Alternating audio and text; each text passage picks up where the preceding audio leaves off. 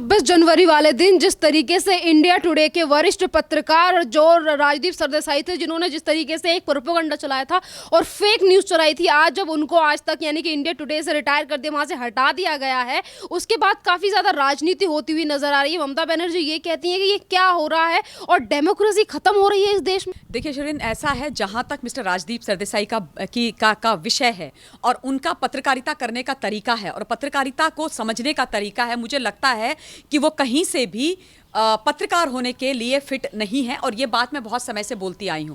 पत्रकारिता या मीडिया, जिसको हम लोकतंत्र का चौथा स्तंभ मानते हैं, तो ये बात इस प्रत्येक पत्रकार को समझ लेनी चाहिए, क्योंकि जस्ट बिकॉज आपके आगे कैमरा है, आपके हाथ में माइक है, आपके पास कलम है, आपके पास बोलने के लिए आवाज है, तो आप इन तमाम चीजों का गलत इस्तेमाल करके देश के अंदर अराजकता फैलाएं, देश में हिंसा का माहौल पैदा करें, देश के लोगों के लिए झूठ बोलें, जो चीज इवेंट हुई नहीं है उसको झूठ बोल करके समाज के अंदर पेडल करें। जहां तक मिस्टर राजदीप सरदेसाई का सवाल है, उनको यह लगता है कि राइट टू प्रेस का मतलब होता है राइट टू लाई, यानी कि प्रेस वालों को झूठ भी अगर बोलना पड़ जाए तो क्या फर्क पड़ता है। जो परसों 26 जनवरी के दिन जो आपने देखा, मैंने देखा और पूरे देश ने उनका जो रिपोर्टिंग का एक नमूना देखा है, वो कोई नई बात नहीं है। ये वही है, मैं आप लोगों को याद दिला देती हूं, जिन्होंने बोला था कि हम तो टीआरपी के मामले में वल्चर हैं। जब हमारे लोकतंत्र के मंदिर पर इतना बड़ा टेरर अटैक हुआ था, तो उन्होंने बोला कि मैंने अपने बंदों से बोला था कि इसको बंद कर दो, आप संसद भवन को बंद कर दो, इसके मेन डोर क्लोज कर दो और उसके बाद सिर्फ टीआरपी हम खाएंगे। जिन लोगों की वहां पर शहादत हुई, आतंकियों ने जिन लोगों को शहीद करा, उनके लाशों के ऊपर बैठ करके ये टीआरपी लेने वाले व्यक्ति हैं। उस दिन परसों का जो इंसिडेंट है, आप देखिए कितनी शर्म की बात है। उसके तमाम वीडियोस मैंने खुद से अपने जो चैनल है उसमें भी डाले हैं, यूट्यूब पर भी डाले हैं, ट्विटर पर भी डाले हैं। आप सोचो, वो जो लड़का है नवनीत, जो 24 वर्ष का था, सो कॉल्ड जो किसान था, हमें उसकी मृत्यु का खेद है, लेकिन अगर आप देखेंगे जिस प्रकार से वो बड़ी तेज गति से अपना ट्रैक्टर चलाते हुए आगे आ रहे थे बैरिकेड्स की तरफ, तो वो एक तो स्टंट दिखाने की कोशिश कर रहे थे, कुछ स्टंट करने की कोशिश कर रहे थे, प्लस वो उन बैरिकेड्स को तोड़ करके आगे बढ़ने की कोशिश कर रहे थे, क्योंकि यही तो मंजर हो रखा था 26 जनवरी के दिन लाल किले के सामने। अब वो जब इतना हो गया तो ऑब्वियसली उनका बैलेंस खत्म हो गया, वो पलट गए और उनकी मौत हो गई। लेकिन मिस्टर राजदीप सरदेसाई ने इतना झूठ बोला, मतलब ये शर्म की बात नहीं है, ये बहुत सीरियस मैटर है कि आप खुद को एक सीनियर वरिष्ठ पत्रकार बुलाते हो, आप एक इतने बड़े चैनल में काम करते आए हो, आप वहां पर जाकर के खड़े होते हो और अपने चैनल के एक दूसरे रिपोर्टर को पूरी तरीके से अपनी रिपोर्टिंग करते हुए बोलते हो कि मुझे किसानों ने डेड बॉडी दिखाई नवीन की, मैंने उसकी डेड बॉडी देखी, दिल्ली की पुलिस ने उसके सर पर गोली मारी है और गोली से उसकी मृत्यु हुई है। इससे जो किसान है वो बड़ा एजिटेटेड है। किसान कहता है कि जब तक नवनीत की मृत्यु का बदला नहीं लिया जाएगा, ये जगह यानी कि प्रोटेस्ट साइट हम छोड़ेंगे नहीं। ये लोग बहुत परेशान हैं। इसमें 3-4 चीजें। पहली बात, दिल्ली की पुलिस को बदनाम करने की साजिश, वो पुलिस जिसके 300 कर्मी घायल हुए, वो पुलिस जिनमें से कई लोग अब ठीक नहीं हो पाएंगे, उनको इतनी बुरी तरीके से मारा गया, वो पुलिस जिसने अपनी बहादुरी, शालीनता का इतना बड़ा परिचय दिया, 26 जनवरी जैसे महापर्व का सम्मान रखा, सो कॉल्ड इन अराजक गुंडे मवाली जो किसान बनकर के आए थे उनका सम्मान रखा, उनको समझाते रहे, पिटते रहे, लेकिन उनका सम्मान रखा। उस मुंबई पुलिस के बारे में इतनी बड़ी बात झूठ बोली, शर्म नहीं आई राजदीप सरदेसाई को? शर्म नहीं आई? किस प्रकार का पत्रकार है भाई ये बंदा? दूसरी बात, जो दंगे हैं उनको भड़काने की कोशिश की गई पूरी तरीके से। राजदीप सरदेसाई ने वहां खड़े होकर के दंगों को और जो सो कॉल्ड वो अराजक गुंडे किसान थे उनको भड़काने की कोशिश करी और पूरे देश के अंदर भड़काऊ माहौल पैदा करने के लिए एक इतनी बड़ी साउंड बाइट, एक इतनी बड़ी बात उन्होंने बोल दी, इतना बड़ा झूठ उन्होंने बोल दिया कि किसान अब यहां से हिलेगा नहीं, किसान यहां से जाएगा नहीं। ये एक चीज नहीं है, ये कई प्रकार की चीजें, दिखता है, साफ दिखता है, क्योंकि आपके पास आप इतने बड़े न्यूज़ चैनल के एक रिपोर्टर हो, पत्रकार हो, आपके आगे ताकत है, आपके पास कैमरा है, आपके पास माइक है और आपने उसका इतना गलत इस्तेमाल किया। आपने इतनी बड़ी बात झूठ बोल दी 26 जनवरी गणतंत्र दिवस के दिन। आप पूरे देश के अंदर वायलेंस करना चाहते थे, आप चाहते थे कि लाल किले में कुछ ना कुछ ऐसा हो जाए। वहां पर मतलब पुलिस वाले ने, बेचारों ने एक इतना सा डंडा नहीं चलाया, तुमने बोल दिया कि गोली चली है। इतना झूठ, इतना झूठ बोलेंगे राजदीप सरदेसाई? इतना झूठ बोला राजदीप सरदेसाई ने, और उसके बाद जब उन्हें इंडिया टुडे से निकाल दिया जाता है, उसके बाद वो ममता बनर्जी इन सारी चीज़ों को लेकर राजनीति करती हैं, जो कि खुद पश्चिम बंगाल में प्रेस को पूरी तरीके से आज़ादी नहीं देती। अगर कोई पत्रकार इनसे सवाल पूछ लेता है, तो अभी पिछले साल की बात है, जुलाई के टाइम की, जब इनके गुंडे ही एक पत्रकार को उठा लेते हैं, और आज वही ममता बनर्जी राजदीप सरदेसाई के लिए ट्वीट करके बोलती हैं कि डेमोक्रेसी की हत्या की जा रही है और ये गलत हो रहा है, कोई आवाज़ क्यों नहीं उठा रहा, और सभी लोगों को इस चीज़ पे आवाज़ उठानी चाहिए जो चीज़ें राजदीप सरदेसाई के साथ हो रही हैं। देखिए, जहां तक ममता बनर्जी दीदी का सवाल है, इनसे अगर ये लोकतंत्र की बात ना करें ना तो ही अच्छा है, क्योंकि लोकतंत्र की जब ये बात करती है इनके मुंह से शोभा नहीं देता है। वेस्ट बंगाल सबसे ज्यादा पॉलिटिकल डेथ के लिए आज फेमस है पूरे देश के अंदर, और ये मैं नहीं बोल रही हूं, ये एनसीआरबी का डेटा है।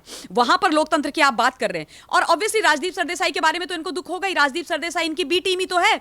ये लोग इस देश को अराजक असामाजिक तत्वों के माध्यम से अनस्टेबल करना चाहते हैं, केंद्र की सरकार को टॉपल करना चाहते हैं, इस देश को इंटरनेशनल फोरम में बदनाम करना चाहते हैं। तो दीदी और ये सब, ये सारे एक ही तो हैं। तो भैया, आज इनका एक पत्रकार इतना बड़ा जुर्म करते हुए पकड़ा गया, उसको ये बोलने के बजाय कि तुमने इतना बड़ा झूठ कैसे बोल दिया, ममता दीदी तो उनको सपोर्ट करेंगी। ममता दीदी, जिनके लिए अगर आप बोल रहे हो कि उन्होंने पत्रकार पकड़ा दिया, जय श्री राम बोलने पर वो लोगों को जेल के अंदर बंद कर देते हैं। एक लड़की, मुझे अभी तक याद है, उसने एक मीम बना दिया था, उसको पकड़ के जेल के अंदर डाल दिया। पत्रकारों को जेल के अंदर डाल देते हैं। तो महाराष्ट्र और वेस्ट बंगाल में हम यही तो देख रहे हैं। इसके अलावा हम देख क्या रहे हैं? अब राजदीप सरदेसाई की महानता की बात देखिए आप। इनका चैनल इनको 2 हफ्ते के लिए सस्पेंड करता है, 2 हफ्ते के लिए। मतलब एक पत्रकार जिसने इतना गैर जिम्मेदाराना कार्य किया, यह देशद्रोह है, इसीलिए उन पर देशद्रोह लगा है। यह बहुत सीरियस मैटर है श्रेयन, ये छोटी मोटी मुद्दे की बात नहीं है, बहुत बड़ी बात है। आपने वहां पर खड़े होकर के इतना बड़ा झूठ बोल दिया, जिसका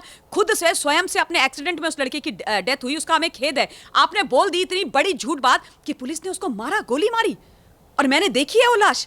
कैसे बोल सकते हो तुम? और उसके लिए इनका चैनल बोलता है कि हमने इनको 2 हफ्ते के लिए सस्पेंड कर दिया, हो गया, इतिश्री हो गई, आपकी जिम्मेदारी खत्म हो गई। भैया, आपके चैनल में उसमें वो टेलीकास्ट हुआ है, वो सारी क्लिप्स है हम सबके पास। आपने बिना सूचना को डबल क्रॉस किए हुए कैसे अपने चैनल पर चला दिया? और कैसे राजदीप सरदेसाई को इतनी बड़ी छूट दे रखी है कि जब मर्जी आए तब झूठ बोल दें, जिस चीज पर मर्जी आए झूठ बोल दें, कुछ भी मर्जी आए कर दें। 2 हफ्ते का सस्पेंशन, उसके बाद कहानी आई कि भाई ये इन्होंने रेजिग्नेशन डाला है, उसके बाद बोला कि इन्होंने रिजाइन कर दिया क्योंकि इनको 2 हफ्ते के लिए सस्पेंड कर दिया, ये रिजाइन कर रहे हैं। उसके बाद कहा एक और कहानी हेयर से उड़ते हुए आई कि नहीं, जो उस चैनल के हेड है उन्होंने इनका जो रेजिग्नेशन है उसको होल्ड कर दिया कि इनको हम सम्मानजनक तरीके से भेजेंगे। एक व्यक्ति जो पत्रकारिता के नाम पर देश विरोधी कार्य कर रहे हैं, एक व्यक्ति जो इस देश को बदनाम कर रहे हैं, एक व्यक्ति जो 26 जनवरी हमारा महापर्व गणतंत्र दिवस के दिन इस देश के अंदर हमारे महापर्व को अस्थिर करने की कोशिश कर रहे हैं, उसके ऊपर इतने झूठे बयान दे रहे हैं। आप उनका रेजिग्नेशन बड़े सम्मानजनक तरीके से लेना चाहते हो? यह स्वरूप है क्या पत्रकारिता का? यह लोकतंत्र का चौथा स्तंभ है। इसलिए पत्रकारिता इस देश के अंदर हो रही है। बिल्कुल ये बातें मतलब सोचने वाली भी नहीं है। आप सोच रहे हो ना कितना सीरियस मैटर है ये। चीजों को लेकर उत्तर प्रदेश में राजदीप सरदेसाई और उन सभी लोगों के ऊपर एफआईआर भी दर्ज हो गई है जिन्होंने 26 जनवरी पे ये सारी चीजें को लेकर झूठी खबरें फैलाई थी। बिल्कुल, मैं कहती हूं होनी चाहिए और इस पर सख्त कार्यवाही भी होनी चाहिए, स्ट्रिक्ट एक्शन लेना चाहिए। देखिए, इन लोगों का आदत है, शूट एंड स्कूट एक चीज होती है ना, कि छापा मारो और निकल जाओ। मतलब अपनी तरफ से आपने वार कर दिया, उसके बाद आप भाग जाओ ताकि सामने से कुछ आपको मिले ना। ये लोग करते हैं।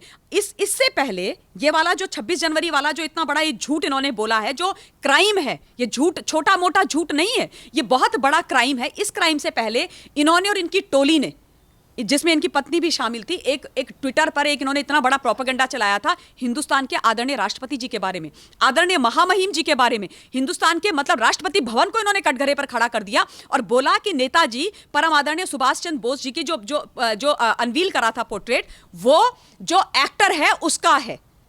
जब उनके नेफ्यू ने नेताजी के वो जारी की फोटो, उसके बाद इन्होंने अपने ट्वीट्स वहां से निकाली। अब आप सोचो, शर्म नहीं आनी चाहिए इन लोगों को? ये राष्ट्रपति महामहिम का सम्मान नहीं रखते हैं, राष्ट्रपति भवन का सम्मान नहीं रखते हैं। ये कह रहे हैं कि हिंदुस्तान के राष्ट्रपति ने झूठे और एक एक्टर की तस्वीर जारी करी थी, उसका अनावरण किया था।